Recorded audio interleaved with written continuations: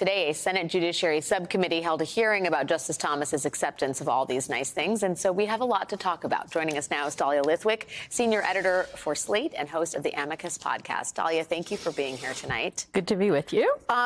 What happened in the Senate Judiciary Subcommittee hearing today? It was fairly amazing because you had a judge, a now senior judge, who was a Reagan appointee, who worked, for all sorts of conservative causes, essentially come forward and say, I was upset and stressed out about the failure to disclose and the weirdness of Clarence Thomas's both gifting situation and disclosures in 2012. A long time ago. I ran this up the flagpole and got kind of nowhere with the Judicial Conference, which is the governing body of the judiciary. And he essentially said, they said to him, no, nothing to see here.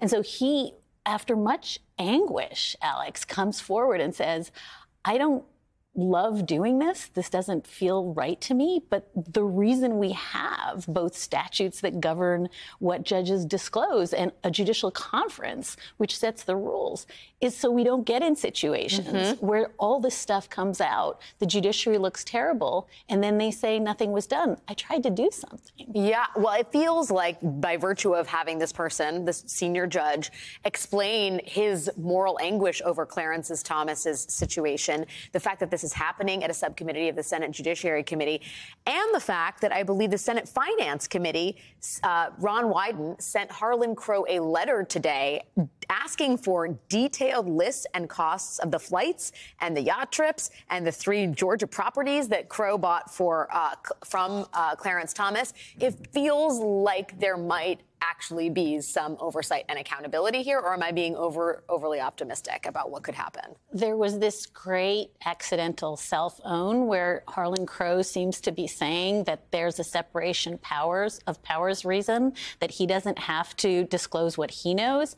And so in a weird sense, what he's saying is that we all know the thing that is true, which is there is a fourth branch of government, and it's called Harlan Crow. Yeah. And that he somehow has some separation of powers interest in not disclosing what he has done because he's the boss of the other 3 branches. It's super crazy, but thank you, Mr. Crow, for telling us. Well, and I was telling you, I think Harlan Crow, his name keeps popping up. He's like the Kevin Bacon of maybe judicial malfeasance or at least corruptions or ethical questions. I mean, the idea that we showed that picture, maybe we can pull it up again, of Judge Jim Ho getting sworn in by Clarence Thomas at Harlan Crow's private library, right? This man is involved in a lot of the careers of these very conservative justices. And let us talk about Jim Ho, who made very clear that he is not a fan of mifepristone or some parts of bodily autonomy when it comes to pregnancy. What do you expect from the Fifth Circuit and him on this issue in particular? I mean, I think in some sense we saw the dry run when they initially, the Fifth Circuit initially ruled on Judge Kaczmarek's order, and they said, oh, we're going to set the clock back to 2016, and we're just going to, pretend that what Judge Kaczmarek did was reasonable. And in some sense, they got spanked by the U.S. Supreme Court that didn't let that stay go into effect. So what we saw today, my colleague Mark Stern at Slate put it really well, was them just acting out. They were just kind of grumpy that the court had put them in the naughty boy chair and didn't let them do the thing they wanted to do, which would have, catastrophically limited access to mifepristone. And what we saw was so much kind of snark.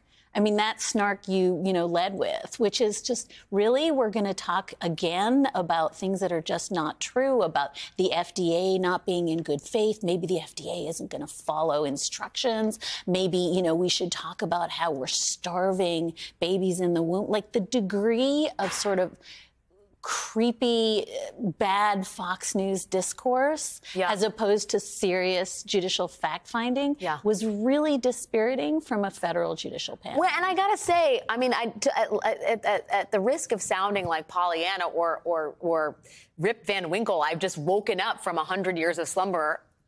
I am still shocked that there is this cabal of arch conservatives who it increasingly seems feel like they are above the sort of standards of jurisprudence and can sort of make these calls on their own. And they're all friends and they all have paintings or photographs with wealthy benefactors and feel like they need to make no excuses about the network. I mean, from Judge Kacsmaryk, you can get to Jim Ho, who swore Kacsmaryk in. From Jim Ho, you can get to Clarence Thomas, who swore Jim Ho in. And from all of them, you get back to Harlan Crow. I mean, for the layman, this feels like the scales have fallen from our eyes. It's funny because I was thinking about your dogs playing poker analogy, and it would be like dogs playing poker if one of the dogs owned all the other dogs, right? Like, that's why it's really not really a poker game. It's something much, much more, I think, nefarious. And I think it's also worth saying that Judge Ho was out on the hustings giving this barnstorming, disclaimer that everything that Clarence Thomas did was noble, yes, and that Judge Kacsmaryk, who you may recall, submitted a law review article and then took his name off and didn't disclose that as part of his hearings.